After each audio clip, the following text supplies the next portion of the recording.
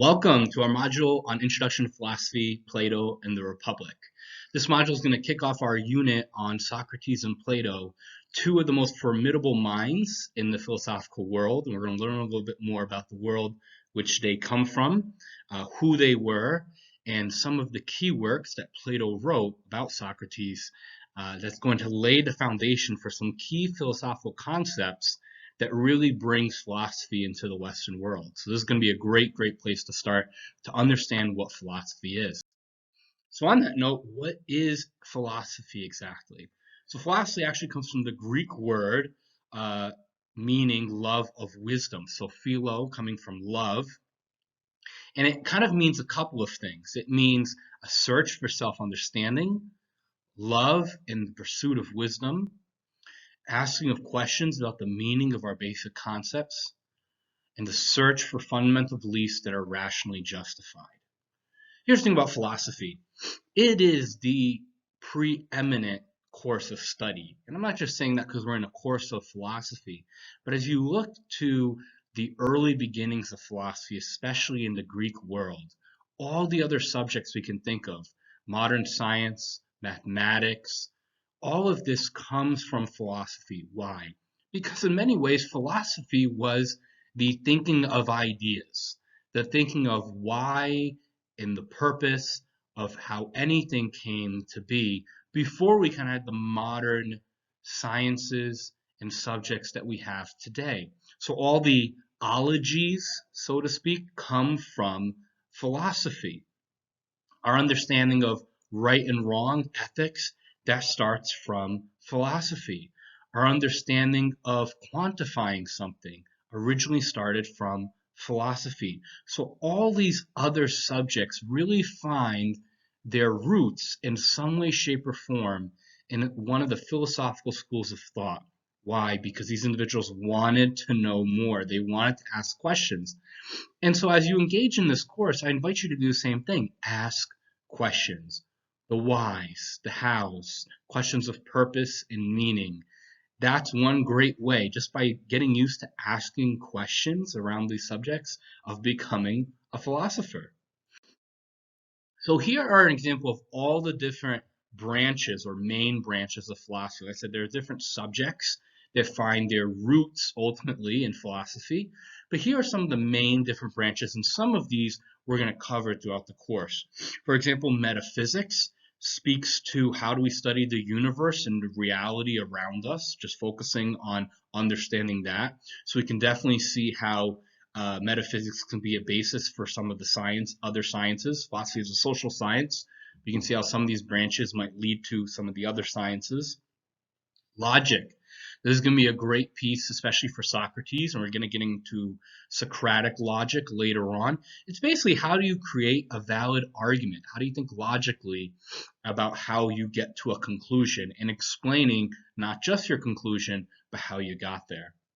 Epistemology. This is a fancy way of saying what is knowledge and how do we get knowledge, or how do we acquire or learn knowledge. Aesthetics, the study of art and beauty, not just from the standpoint of art appreciation, but that art and beauty are sources of knowledge, meaning, purpose. They tell us something about the human experience. Politics, that's right. When you think of political science, the basis of that is philosophy, and that shouldn't be too surprising since modern democracy and the book that we're going to be covering today, The Republic, when you think about republics, stemmed from the Greek schools of thought. It stemmed from Greece. So politics very much derives itself from philosophy, the role of government, citizens, political rights. Ethics, especially when we think of, say, Catholic moral theology, is very much based in ethical philosophy. You see individuals such as St. Thomas Aquinas, who we'll meet later on, drawing very heavily from Socrates, and especially a later student, Aristotle. And then existentialism. Existentialism is not necessarily a school of thought, but a philosophical trend that focuses on the human experience in the world. So we can look at all these different branches just of the study of philosophy. So this course is going to look at philosophy in kind of a broad stroke to give you a taste of several of these. Is philosophy practical? In other words, is it worth us spending our time studying philosophy? I would sure say so. Not just because we're in a philosophy course, but because a lot of these other subjects find their roots in the study of philosophy, in the schools of philosophy.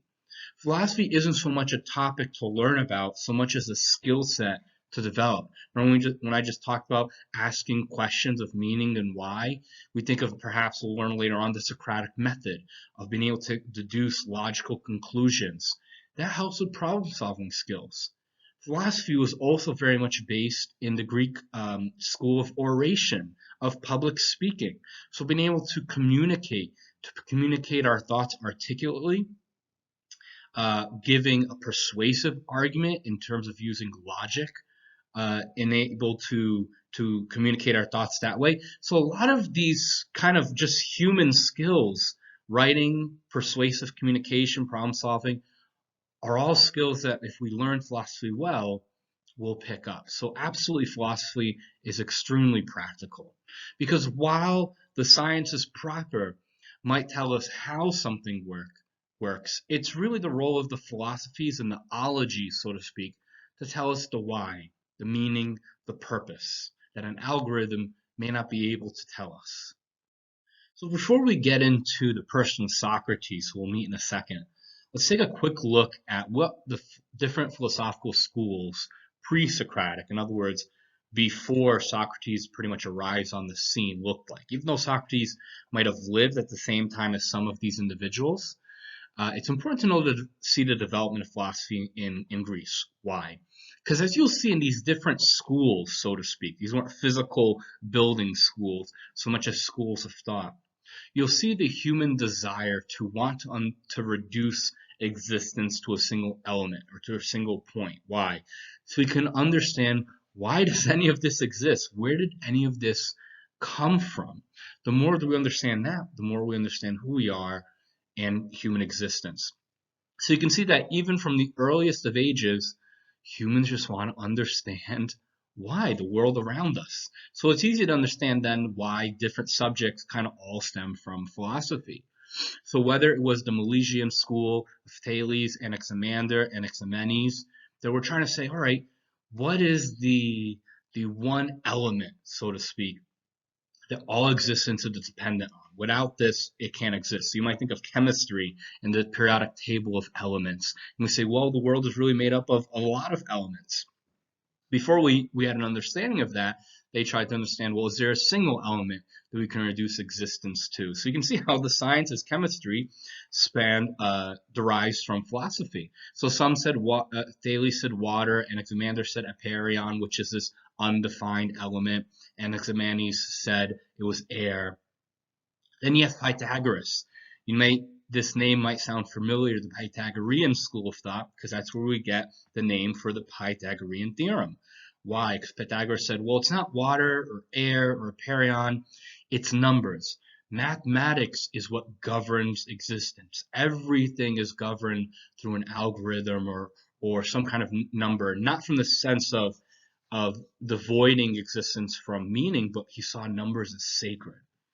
Then you have Heraclitus from the Ephesian school. He thought fire was the main element. So we've hit all of them. Earth, well, we haven't gotten Earth yet, but water, air, fire, like the band name. He said, well, everything's changed, but fire's the main element. Well, no. And then Parmenides, Zeno, and Melissus came in and they said, no. Truth can only be sought through reason. And ultimately, now we start getting to truth as this ultimate element for understanding existence. Then you get to the atomist school, which this idea of that every physical object is made up of voids or atoms arranged in different ways is actually where we got, or was the beginnings of where we got the understanding of atoms that we know make up the physical world. So we see throughout all these schools this development of what can existence be reduced to? What's the basis of everything? Is there a certain element? Is it truth itself? Is it atoms? So this is the school that Socrates comes into as a school of thought, or different schools of thought, trying to understand why. Why does existence exist? What is the world around us? Again, searching for wisdom. So this is where we get into an understanding what we call Western philosophy. So even in the Eastern realms, there's different philosophical schools of thought. Really, what this course is going to focus on is Western philosophy, geographically contained mainly to Europe. So Socrates is this key player. Of what we know of him, we believe he's born in Athens. He's born poor. He's probably a stonemason by trade. And it was typical in that time that philosophers would kind of pop up. They would be these orators. It would not be uncommon to find individuals in marketplaces or in forums just speaking their thought. And they would inevitably gain followers who would try to study them. Some charged. Socrates didn't really like that concept because he thought that that meant that they were charlatans, just trying to make a buck. But Socrates becomes this preeminent figure primarily because he challenges everyone and their schools of thought as he seeks for who really is wise, who truly has wisdom and knowledge. It didn't really get him a lot of fans because he did that he went around challenging everyone. But it did make him a brilliant man because not only was he known for his oration skills, his speaking skills, or his methods of questioning, better known as the Socratic method, which we'll cover on in different modules a little bit more closely. But it also meant that some of his dialogues, his conversations, have become the preeminent means of understanding this search for wisdom in philosophy. The only problem with Socrates is that we're not necessarily sure if he was a real person. We call it Socratic problem. We know very little about Socrates, and what we do know was actually not written by him. We actually have no piece of work written directly by Socrates. All of the works attributed to Socrates or about Socrates was actually written by Plato, who we believe was a student of Socrates. And he very much carried on the Socratic school of thought. Now, why is this an issue? Why don't we think that he might have existed? Well, there's nothing to say he didn't.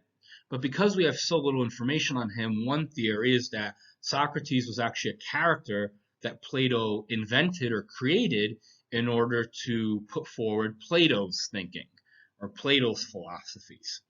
So while we may not know if Socrates actually existed, or whether or not it was simply just Plato who actually wrote the works that we're going to cover about Socrates, what we do know is that the school of thinking, the Socratic school of thought captured in Plato's works, is true. That's the main basis for Western philosophy.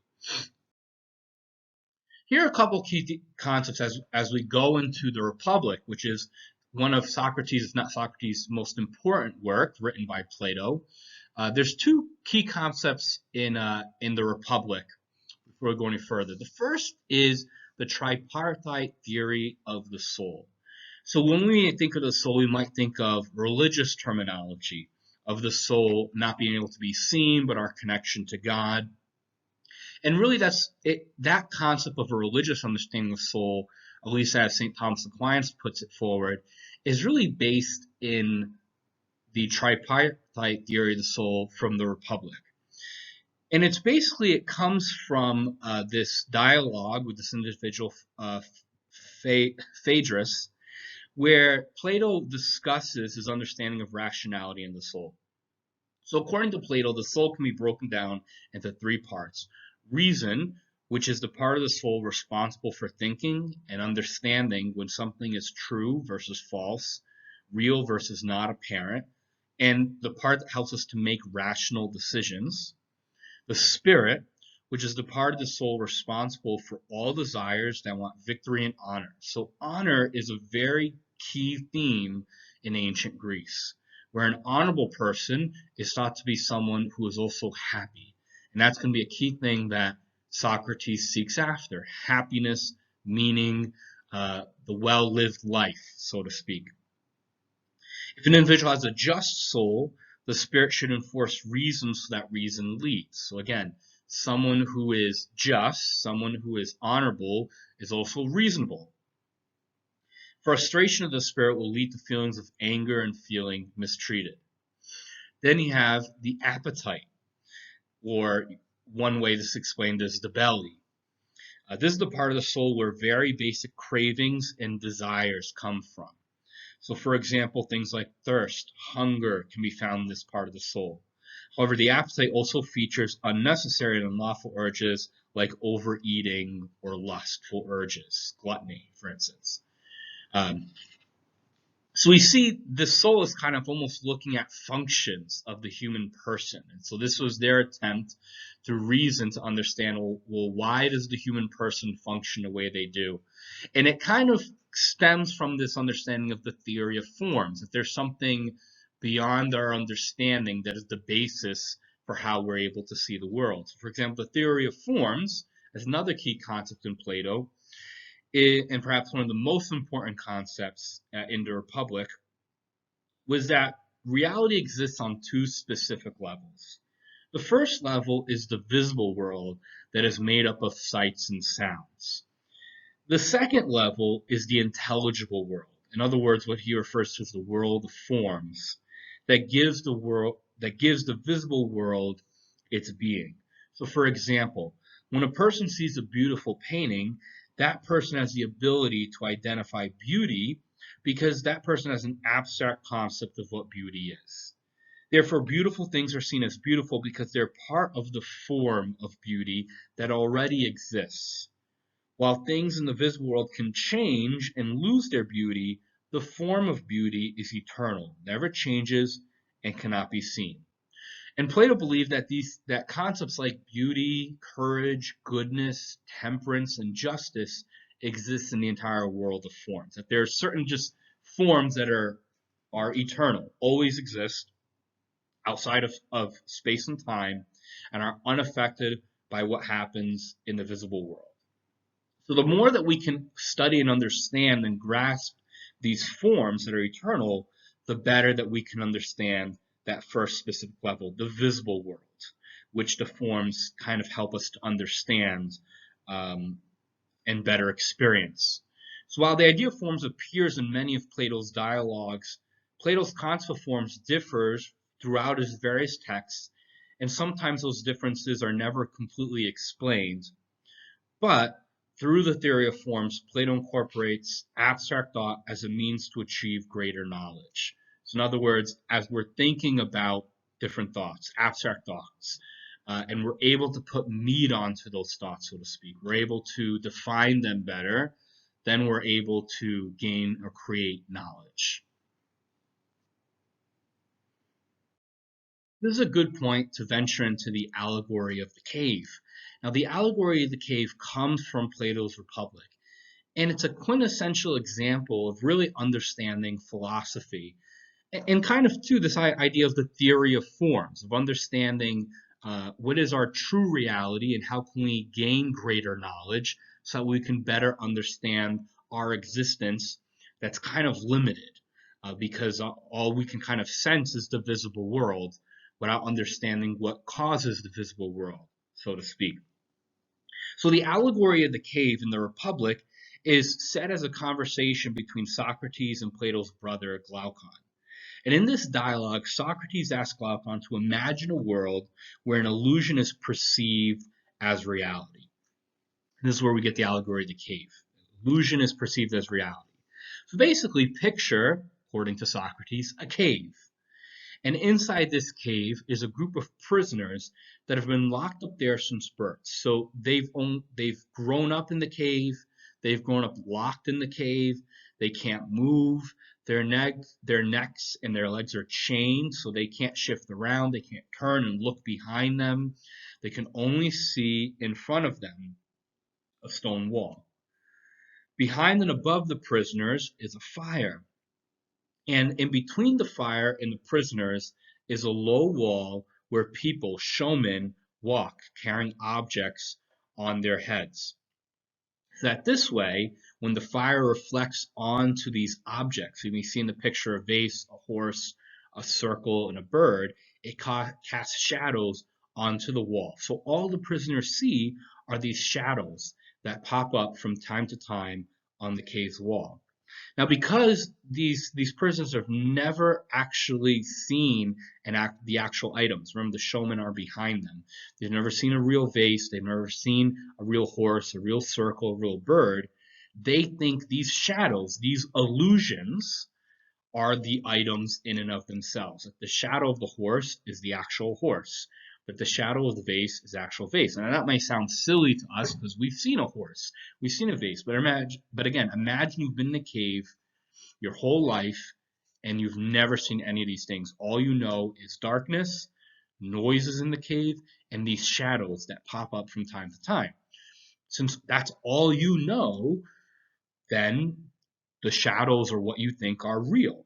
Moreover, when you hear things going on in the cave, these noises, you don't see anyone else. You think it's these shadows, these things that are making the sounds. And since I'm talking about shadows, but since they can't see the fire and they can't see how the light reflects the object onto the wall, you have no concept of what a shadow is. You think this dark blur blob that we call a shadow on the wall is an actual thing making these noises. Again, it's Plato's way of underscoring you only know what you know. You only know what about existence, what you've experienced. It's all in some ways your perception to a certain regard. However, perception, if you study it and you're able to observe and quantify, you can start to understand reality, what is true about existence. So, for instance, if these showmen always walked in the same order around the same time of day, eventually the prisoners might be able to figure out the pattern. They might be able to figure out, okay, every time the horse appears, the vase comes first, or every time a certain noise appears, it always tends to appear when the horse appears. And so they start understanding these rhythms, uh, these truths, so to speak, about their existence in the cave. Now, let's think, maybe one of the prisoners gets free, still in the cave, but he manages to get free. And let's say one of the showmen actually shows him the horse above his head or a book. The prisoner wouldn't be able to recognize it because he has no point of reference. If you were to hand him a book and say, this is a book, the person would be like, what are you talking about? His understanding of a book is the shadow. And so it'd be difficult for him to understand this new truth, so to speak, this new deeper understanding of the form of what a horse is, because he's had no reference point, no experience in it. It's completely new.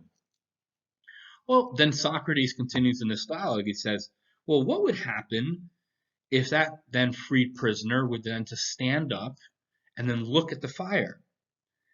I mean, he'd surely turn away because his eyes, if you've ever been in a dark room with no light on, your eyes adjust to the darkness in the room so you can see in the darkness. As soon as someone turns the light on, your eyes like hurt from seeing all the light. And so he would be like, no, I can't look at the light. He'd want to look back at the shadows because that's what his eyes are used to.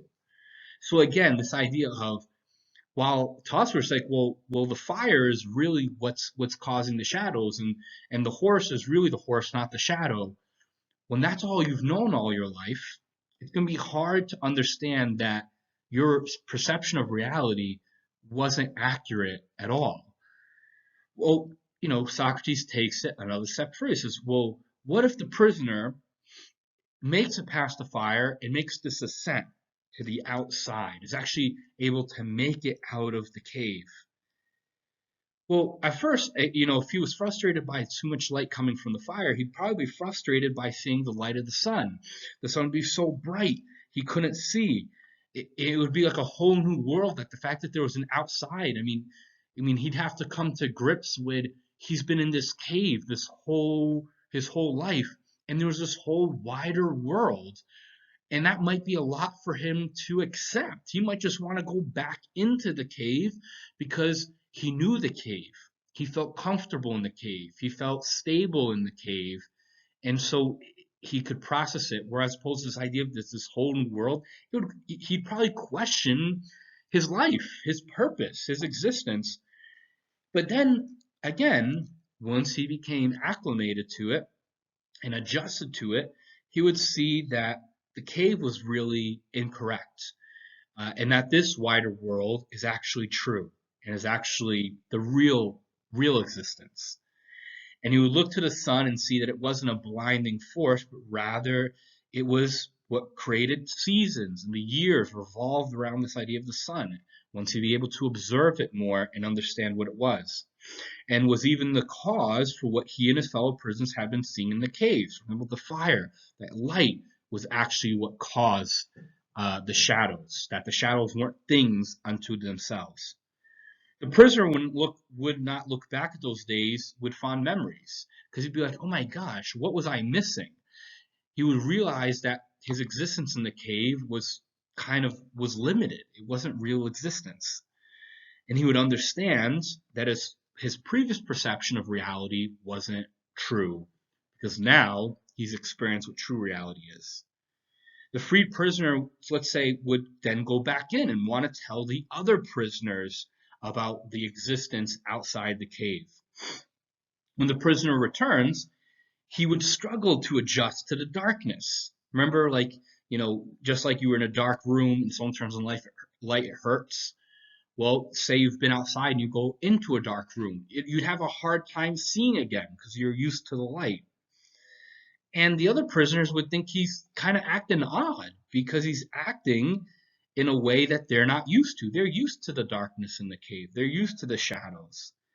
And instead of, holding him in praise and saying, "Oh my gosh, you did a good job," they think that he's kind of dumb because they won't believe what he's talking about because all they know is the cave. Socrates goes as far as to say that the prisoners will threaten to kill the freed prisoner if he sets them free because he's talking about a world in existence they don't know, that they're not comfortable with. They know the world that they're in. They're comfortable with that. And what he's talking about sounds crazy, not because it isn't real, but because they have no perception of it. They haven't experienced it. So what does this all mean? Plato compares the prisoners chained inside the cave to people that are unaware of the theory of forms, of these greater eternal forms that we talked about before. Forms of beauty, courage, goodness, temperance, and justice that really give understanding to the visible world that we know of sights and sounds. And that people mistake the appearance of what they can see in the visible world as reality, and they're really living in ignorance. And quite happily, because in this ignorance, that's all they know. They're comfortable in that. However, when parts of the truths of the forms start to emerge and people start to experience them, it can be frightening because it's going to challenge our understanding of reality. So it might want to cause us to not want to keep learning more because it's uncomfortable. It's challenging what we thought we've always known about the world. If one doesn't turn away and keeps trying to learn more about these new truths and they continue to seek it, we'll have a better understanding of the visible world. So if we're able to seek after these forms, even if it challenges what we think is reality, it'll ultimately help us to better understand reality in its truest form. But once we do, we can't go back to our old way of thinking because we know that our old way of thinking is incorrect. It's not a good way of understanding the world. So this freed prisoner for Plato represents the philosopher, the one who keeps seeking after knowledge, who keeps seeking after truth. And even though it's scary because that journey for truth might challenge their perception of reality, it's only by seeking after the truth, seeking after the forms, so to speak, that they're actually able to understand the world around them. And those who don't kind of stay in ignorance. They stay in this idea where shadows and darkness is reality, and they'll never come to understand the real world. And so that's going to be our journey in philosophy, is to always be seeking after the truth, that there is such a thing as ultimate truth. There is such thing as absolutes, according to the Socratic and Plato's school of thought about reality. And the closer we get to those absolutes, to those truths about existence, the better we actually understand the visible world around us. The better we understand things such as justice, goodness, beauty, courage, temperance. The more that we understand human existence, but it takes courage to actually have to get there. So this is what we might talk about in terms of consciousness. If you ever watched the movie The Matrix, it's an old movie, and really the premise of The Matrix is this world, this visible world that we can perceive, and then this other world, or really the true world, the Matrix, that we can enter into, that the average person cannot perceive. And it's a great kind of modern example of the allegory of the cave, where people who live in what they see as the real world are really the shackled prisoners looking at shadows. But once you enter the Matrix, you realize that the Matrix is reality. And you see the main character, played by Keanu Reeves, at first has a very challenging time of understanding the Matrix because it blows his mind from everything he thought was true. Well, once he understands that the matrix is actually existence, he's able to enter into the matrix. He's able to learn how to exist in it and how to work through the different issues that arise in the plot line of the matrix. And so it gives a question, it asks us questions about how do we approach our own existence. Do we know what it means to be conscious or just be in a state of consciousness? Do we really perceive what is true around us? How do we discern what is true and what is not true? Oftentimes in our society, we just say everything's reduced to opinions. And while everyone has the right to an opinion, that doesn't mean that every opinion is true. Well, how do we discern what is true and what is not true? How do we know if we've made the ascent or if we're still looking at the shadows? If we've continued to draw closer to the truth? Well, one thing I would put forward is if we just kind of stick to the argument of everything is just opinions and everything is just perception, and we stay there, we never really kind of make it out of the cave. But rather, if we're able to use the different perceptions and opinions to draw closer to truth, to say, all right, what is true amongst all these perceptions and opinions? What is our experiences? And we take all that knowledge and we add it onto each other. Then we're drawing closer to the truth. Now we're making an ascent, so to speak. And then the main question for us is going to be, when we discover truth, are we willing to share it, even if it means people are going to reject us? That's what we find in a lot of these earlier philosophers is people didn't always like the fact that they were challenging the current perceptions of truth and reality. But that is the mark of a good philosopher, that they keep seeking after the truth even when they receive pushback. So, as we conclude this module, think, have you thought about the whys in your life? Have you thought about, why is your life the way it is? What gives it meaning? What gives it purpose? Uh, have we, like the cave, tried to understand the reality around us, the reasons behind those things that exist, or do we kind of just accept them at face value? So at this point, you can move on to the assignments and reflection items for this module, and we'll see you next week.